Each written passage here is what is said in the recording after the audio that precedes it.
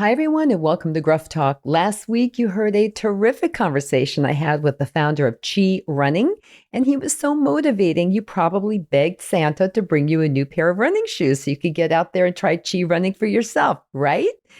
So that's what happened with me. So then I thought, hey, this would be the perfect time to post the conversation I had with sports medicine doc, Dr. Jordan Metzl from the Hospital for Special Surgery in New York City about how to keep your knees strong for the rest of your life. Good idea, right? Yeah, I thought so too.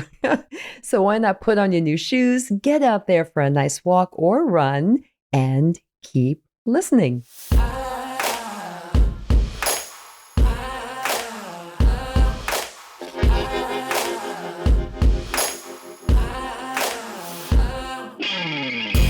Hi, everyone. Welcome to Gruff Talk, where each week we explore everything to help us feel better, look better, live better, and age better. Today, we're talking about knees. Yep, knees. How to keep them strong, pain-free, injury-free, and as far away from surgery as possible. The not so great news is that knee pain is a huge issue for people over 45. But the really great news is that there's a lot you can do to help keep your knees strong and pain-free for many years to come. And that's what our guest today, Dr. Jordan Metzl, and I will talk about. But first, a quick knee story. I'm a runner. I started running at age 50. That's about 15 years ago, after going through menopause and looking for a way to get back into shape and lose the weight. If that wasn't motivation enough, the real push came when my youngest daughter, I have two, they're both now in their 20s, said to me that she wants to hold up a sign that says, "Go, Mom, go," during the New York City Marathon, which goes right past our apartment, about mile 17 and a half. So I did what any good, loving parent would do. I bowed to her wishes and went out and bought my first pair of running shoes the very next day and started running. The rest is history. I'm now training for my 15th marathon, which will be once again the New York City Marathon in November. And yes, I did lose all those menopausal pounds, and I've kept them off pretty much, more or less. I've had a really good run, no pun intended, and went almost 15 years of running without injury. But then, shortly before turning 65, maybe it's a magical number, I don't know, my left knee started hurting. Really bad. Diagnosis? Osteoarthritis. Oh, I'm not alone. The prevalence of knee arthritis among people in the United States has doubled since World War II, according to a very unusual study of more than 2,500 skeletons, some of them dating back as far as 6,000 years. By the way, one of the researchers involved in that study is Harvard evolutionary biologist Dr. Daniel Lieberman, who wrote a really great book about the evolution of exercise called Exercised. Highly recommended. Anyway, back to knees. Why the increase in arthritis? Well, one really big culprit is inactivity, because we spend more time sitting and looking at screens, smartphones to TVs. Leg muscles and cartilage are getting weaker, causing joints to break down faster. But don't fret. There's more to this knee story, because there are things we can all be doing to stop our knees from deteriorating. So let's get to it. My guest today, who has helped me with my own knee issues, is Dr. Jordan Metzl, a super well-known sports medicine doctor at the Hospital for Special Surgery in New York City, which is the go-to orthopedic specialty hospital. He's regularly voted by his peers to New York Magazine's top doctors list. Dr. Metzl treats athletic-minded people of all ages and abilities, from the world's top athletes to the newly active. His goal is to return athletes and regular people like you and me back to their activity of choice as quickly and safely as possible. In addition to his medical practice, Dr. Metzl is pioneering a new connection between the worlds of fitness and medicine to actively engage patients in their own preventive health through activity, through moving. He developed the really incredible IronStrength program, which I do, that has been performed by more than 12 million people globally, and created the IronStrength Community Fitness Program. Very often, like on the Intrepid in New York City or in Central Park, you'll see so many people with him as he's leading the groups, and thousands each year participate. There will be links to all of this information, including the IronStrength program that you can do online at home. So in the notes, so make sure you look for those. Dr. Metzl is also the best-selling author of 5 books, including Dr. Jordan Metzl's workout prescription of Running Strong. He recently partnered with the New York Times to create the 9-minute workout, which is also incredible. There'll be a link for that. And the New York Times Guide to Knees. Speaking of knees, he's on the editorial boards of Runner's World, Shape, Prevention magazines, and has been featured in so many news outlets and is always on the Today Show and on NPR talking about sports medicine and health and wellness. He also practices what he preaches, a dedicated athlete. He's a 35-time marathoner and 14-time Ironman finisher. He lives in New York, and may I add, he is one of the most motivating human beings I've ever met. Welcome to Gruff Talk, Dr. Metzl. Hey, thank you. I feel like I don't have to say anything. I just let you talk the whole time. You're amazing. I'll just listen and you keep talking. That's better than anything I can say. Oh, there's a lot for you to say. We have questions. I also posted on Facebook and people put in their questions for you. So stay tuned. Okay. I always ask my guests these 2 questions. So you're going to have to forgive me up front. Where are you calling in from? Right now, I am out in Southampton, New York, where I don't come out here very often, but my friends have a place out here, and I just came out for the weekend. Oh, very nice. I hope the weather is better than it is here where I am. And okay, what did you have for breakfast today? Today, I had 2 scrambled eggs on a toasted sourdough from Trader Joe's with salt and pepper and an awesome cup of coffee. And my God, it was good. And I love Trader Joe's too. Oh, that's so funny. Well, good. You got your protein in early, which I hear is a really good thing to do. Okay, so first question. Research says that almost 25% of Americans suffer from arthritis in the knees. Are knees the biggest issue people come in to see you for in your practice? Well, let's back up a sec. And I love the introductory comments. And I would tell you that as a sports medicine doctor, my job is to keep people active. And that can be everything from elite level athletes to people that want to walk with their grandkids. The commonality of everybody that comes into my office door is they all want to move. And my job is to help get them to move. And when somebody has a knee pain or a knee injury, but more often in this case, we're talking about knee pain. My knee hurts and I don't want to walk. I don't want to go to the walk on this. I don't want to walk in the park. I don't want to play tennis. I don't want to ride my bike as much. When somebody gets knee pain, what ends up happening is they start doing less activity. Mm-hmm. When they start doing less activity, something called their NEAT profile, non-exercise active thermogenesis, or just being active and burning calories from being out and moving around, that NEAT profile tends to start dropping. And when that starts dropping, things like diabetes and depression and heart disease and all these things start cropping up because your body isn't moving the way it was designed to move. So yes, it's a knee, but it's a knee as a conduit to their general health.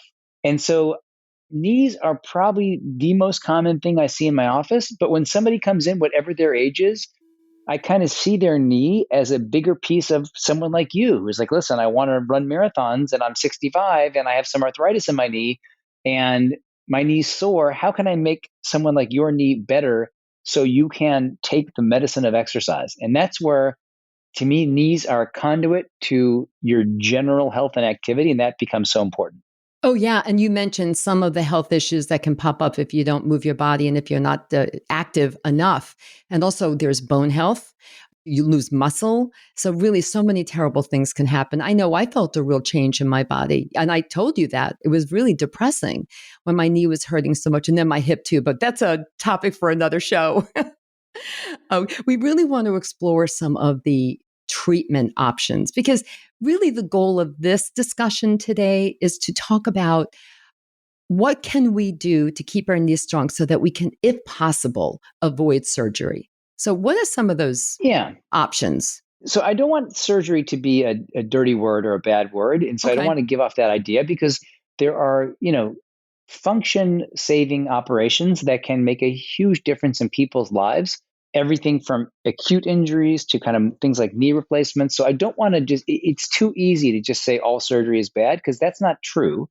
However, for things such as an arthritic knee, surgery should be the end of the road. And so often people think, well, my knee hurts, I'm just going to get a new knee, like getting a new car. My car is broken, I'll get a new car. But Right. the truth of the matter is that knee replacement works great when your car is broken down on the side of the road and then your car can drive 10 miles an hour. But if you have a car that can drive 35 or 40 miles an hour, to substitute it out for a car that'll drive 10 miles an hour, many people aren't very happy with that. And so the key for the way I see this is we want to start by thinking about, why does somebody have a pain in their knee? So people have pain in their knee for all kinds of problems. It can be because the things around the knee, the muscles around the top of the knee are not strong enough. It can be that the kind of shoes they're wearing aren't right. It can be because their feet are rolling and are pronating. It can be because their stride is off. It can be because they're not walking on the right kind of surface.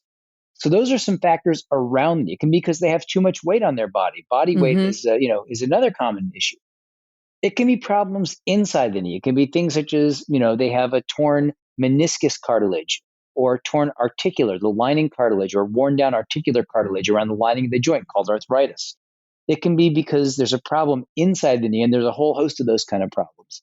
And so when someone comes in to see me, my first job is to try and figure out why their knee pain is hurting. Or is this a referred pain down from somewhere like their hip, shooting pain into their knee, which we also see. And so Right. the first job for me is to be a detective. Why does your knee hurt? Once I have figured out why your knee hurts, then my job is to figure out a treatment plan to try and fix the pain in your knee. So is this something we can fix with muscle strengthening, things like quad strengthening? And we have actually, for the arthritic knee, we have the best evidence on quad strengthening and muscle strengthening, which is the gold standard for reducing pain in your knees, is stronger muscles. So when someone comes in to see me, no matter what I do to make their knee feel better, a big piece of that is also getting their muscle stronger. So to me, the strengthening part of what I do and prescribe is as important, if not more important, than many of the things that are done inside the knee. Can I stop you for 1 minute Yeah. right there? I did talk about your Iron Strength program. There will be a link to that. And hopefully there'll be some people in New York listening who can even attend some of your actual sessions live. But is the strength training that's specific to knee health that you were just describing included in that Iron Strength? Or are there Yeah. specific exercises you think? Does someone need a physical therapist to do this? They can if they're quite sore, but I think the overall concept is just stronger muscles mean your body hurts less. So it can be hips, knees, back. So my Iron Strength program is a kind of a total body strengthening program. So that's Mm-hmm. great for back pain and hip pain and knee pain. But if you're just thinking about knees, it's the muscles generally around the hips and knees. So riding a bike is a great way. It doesn't have to be, jump squats. It can be biking. It can be anything to get these muscles, particularly the quads, but all those muscles around the lower body stronger. And what about actual squats? Yeah, love it. Love a Mm-hmm. squat. And people can do squats at any age. I have people of all ages doing squats just as a way to build strength up and down those lower, the glutes are incredibly important. The quads, all those things, they're great. And the benefit of squats is they give you a bit of mobility training too. They get those knee joints bending. Mm-hmm. Well, how do you feel about the wall? I think they're called wall squats, where you lean up against a wall and then you bend down. Are those also really good for strengthening that area? Those are examples of what are called isometric. So Mm-hmm. there's several kinds. There's isokinetic, when the muscles get longer and shorter. There's plyometric, which is a rapid elongation and contraction. That's like the little jumps I have you do. And then there's isometric, when the muscle does not get longer or shorter. Something like a plank or a wall squat is an isometric. And they can all build strength differently. I generally like exercises that involve moving the joint, because the knee joint has fluid inside and it's a lubricant. And by getting that joint moving, generally speaking, it helps that knee move and feel better. So when possible, I like to emphasize movement when I can. And let's take me, for example. We mentioned that I do have mild arthritis. Thank goodness it's mild. And for me, we treated it with 3 rounds of hyaluronic acid. And then the final one, the third one, was PRP, platelet rich plasma injection, which really, really worked for me. And are you finding that that particular treatment is your current gold standard for mild Yeah. arthritis? Or So here's what I would tell you. So, when somebody comes in, the first thing is diagnosing the knee problem and then right. figuring out, what I can do. And then I start kind of a stepwise approach. So I try and think about, depending on how much pain they're in, depending on what their x-ray looks like, depending on their physical exam, can I just have them do strengthening alone? Many people, I'll start just with strengthening alone first and see how they do. But Right. some people have continued pain. And then we start thinking about, can we put stuff inside their knee to make it feel better? And so those things include things like cortisone shots, which are falling out of favor a bit because they give a short-term benefit, but long-term, they don't seem to do too much. And they work primarily on the inflammatory part of arthritis when the knee gets sore. Increasingly, we're enthusiastic about viscose supplements or hyaluronic acid, which are basically synthetic versions of joint fluid, which are basically designed to allow the knee to bend, and it lubricates the inside of the knee. And then in the last several years, there's been more enthusiasm around combining the viscose supplement, the lubricant, with PRP, which is when we take the blood from your arm, we spin it, we take your platelets, and we mix it with the lubricant, which seems to really address the two components of arthritis. The lubricant addresses the mechanical grinding piece, and the PRP is like a long-acting natural anti-inflammatory, which seems to work like a long-acting cortisone. And when those things work together, it seems to give a tremendously happy knee for the people that we do that with. And so that has been a real shift in the last several years towards combining those therapies. And there are a number of researchers around the world doing that with really nice results. But I don't do that for every patient. I do that for the patients where I feel like there's an inflammatory part of their arthritis in addition to the mechanical piece that we address with the lubricant. But again, all of that is only as good. My job's easy. I put the stuff in their knee. Their job is they have to build strength. So part of the reason, Barb, why your knee's feeling better is because we put the stuff in your knee and you noticed a big difference. But the other piece is that you're committed to strengthening, because the further you get from 20 years old, the faster you're losing muscle. And if you're not actively strengthening it, you're losing strength. Right. And I did all of those pieces. You know, you did your job and then you told me what I needed to do on my own time. And I have been doing that. And in fact, just a month after we had the final injection and I had continued to do my strength training, I ran the New York City Marathon in November, and my knee continues to feel really great. So that was a big success for me. Did your daughter hold the sign up or not? Oh, yeah, absolutely. Good. For the 14th time.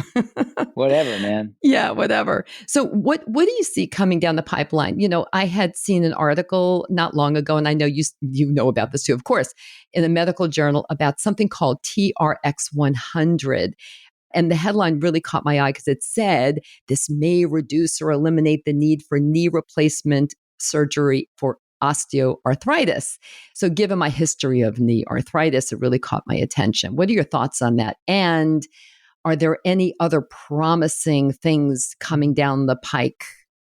Yeah, I mean, listen, I think that you kind of talked at the open about how prevalent knee arthritis is and how it's debilitating and how people that have it are really up against it, and we want to keep them moving, and that if they can't, then it affects their general quality of life. So people oftentimes feel quite desperate or really disheartened if they have achy knees, and they look for they grab at straws. Mm-hmm. And that has created a real industry around, all kinds of things which are not studied very well that are now kind of flooding the market. So all kinds of, different kinds of stem cells and different kinds of gimmicks, which may have a lot of validity in the future. But where we are right now, the public facing things like these regenerative medicine clinics popping up all over the place with people doing stem cells from fat tissue and bone marrow and et cetera, those things being done on the scale they're being done versus the science around those things being done are not at the same place yet. So coming down the pike is basically the way it should be done is what is studied, what is proven to be effective, what is studied more and proven to be effective, and then what is done to the general public. The problem with, social media and people promoting all kinds of things and celebrities promoting things is that if then there's a whole interest, and that's not just medicine, that's in everything. It's just that in medicine, it carries a different, weight. So I like to stick to things that we have good evidence on. So, because the Hippocratic Oath is first do no harm. And that's what we try and do. Yep. Okay. And I did mention before I did post on Facebook that I was going to be chatting with you today. And I said, give me your questions and I'll try to get in as many as I can. The vast majority of people ask, it really was the number one question, what are the best exercises to keep knees strong? So you've already covered that. And I was really encouraged by that. Like people wanted to know what can they do, preventatively to help keep their knees strengthened and strong for the long haul. So that was actually encouraging. Do you want to add anything to that? I will. Yeah. I mean, I think that our New York Times on knees link that you'll put in had a lot Yes. of good exercises to start thinking about. But generally, when I think about exercises for knees, I think about strength and I think about soft tissue mobilization. So those are two separate things. So strength is basically anything to make your muscles stronger. Biking, squats, lunges are great. Things that build strength are great. And then loosening up soft tissue. So as you age, your soft tissue gets tighter. So things like quads and hamstrings and IT bands. And so I'm a big fan of not only mobility, things like some gentle yoga, but also soft tissue mobilization, foam rolling, some of the vibrating guns, things to loosen up soft tissue, also complement the strengthening. And those things together seem to give us the best muscular support. You can think of it like scaffolding around a building, that the muscles are the scaffolding around your knees or your hips or whatever. And the stronger those muscles are, the better you're going to support those joints. Right. I like to talk about muscles that way too, especially when I'm talking about bones and bone health, which I talk about a lot. So we're talking with Dr. Metzl, and after this short break, he'll tell us what we need to do to protect our knees for the long haul.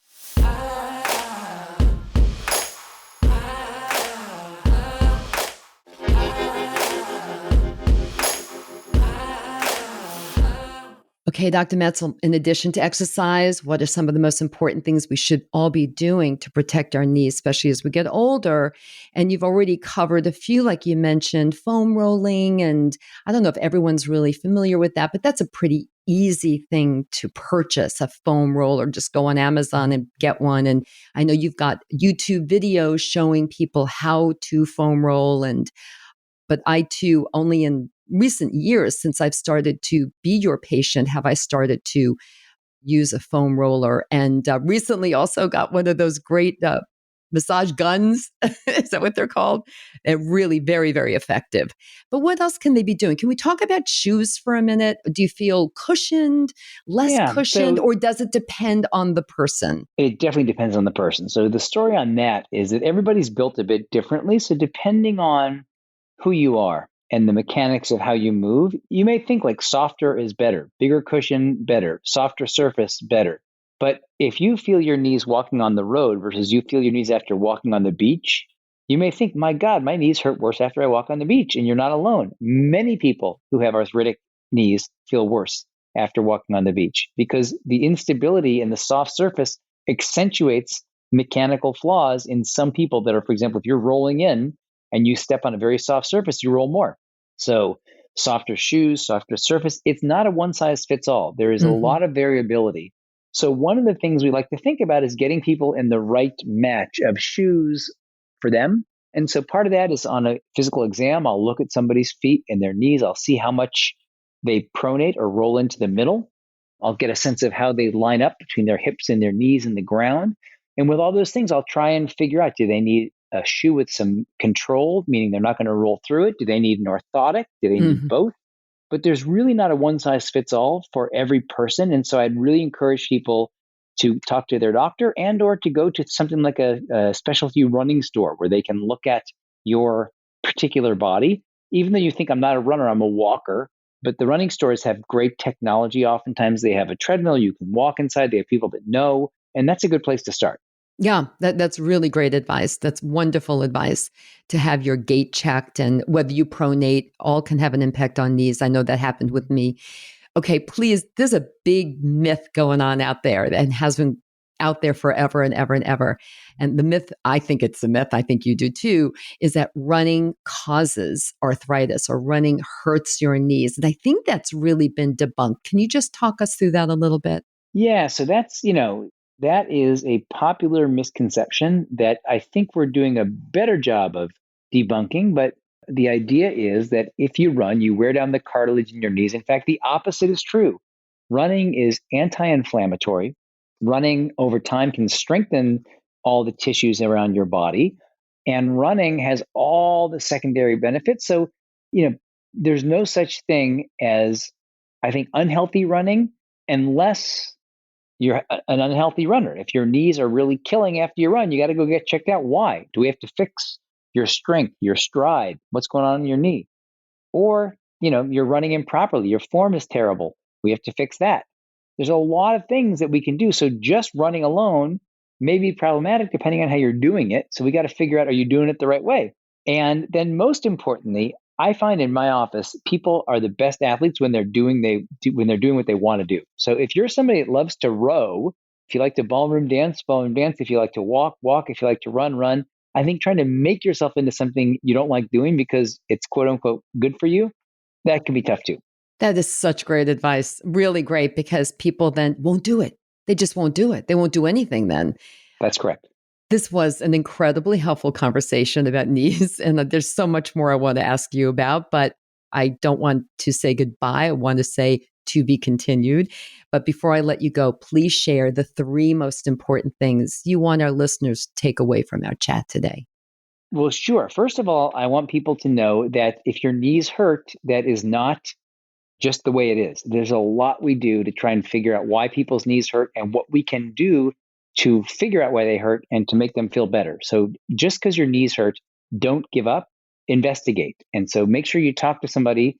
And if you don't like the first opinion, talk to somebody else. But you want to try and figure out, why your knees hurt, because just having achy knees, doesn't have to be the way for many, many people. Number 2 is I want to emphasize the importance of general mobility, that moving every day is one of the most effective forms of preventive health we have. And that I don't want your knees or your achy hips or whatever to limit your movement. If that's happening, you definitely want to think about getting some help, because when you start diminishing your activity because things hurt, that's when we see all kinds of other medical problems. Mm-hmm. And number 3, I want to reemphasize the importance of strength around knees. The stronger the muscles are around your knees, the better you will feel. So don't be afraid to think about strengthening. I have a lady in her mid-80s that teaches kettlebell classes in New York.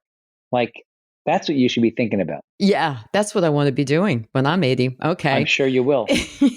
Well, I hope to still be running marathons when I'm 80. That's my goal. By the way, I want to finish it with, I saw a guy in my office, 78 years old last week, and he's run the New York City Marathon 48 years in a row. And I said, that's amazing. He started doing it, in his 30s, and it's amazing. He's a lifelong New Yorker. Now he lives part of the year in Florida, but he comes up every year for 48 years. And I said, what keeps you going? And he said, I love it, but there's a guy who's 80 that keeps beating me, and I want to beat that SOB. And I was like, that's awesome. Oh, that's a great motivator. So that's something else too. We always need a motivation, right? Even if it's new motivation, that's a good one. Oh, thank you. Thank you so much. And thank you for tuning in, everyone, and learning more about our guest, Dr. Jordan Metzl. Check out all the links to learn more about Dr. Metzl, his books, and specifically his IronStrength program, and definitely that special that he did for the New York Times on knees. It is incredible. If you love this episode, please share it with your friends and family so they can protect their knees too. And if you don't want to miss an episode of Gruff Talk, where we will be talking about money, sex, style, health, nutrition, grief, and so much more in upcoming episodes, here's what you need to do. Subscribe to Gruff Talk wherever you listen to podcasts, including YouTube. So easy, just click on the little subscribe button. Until next time, remember this: we can't control getting older, but we can control how we do it. Bye for now.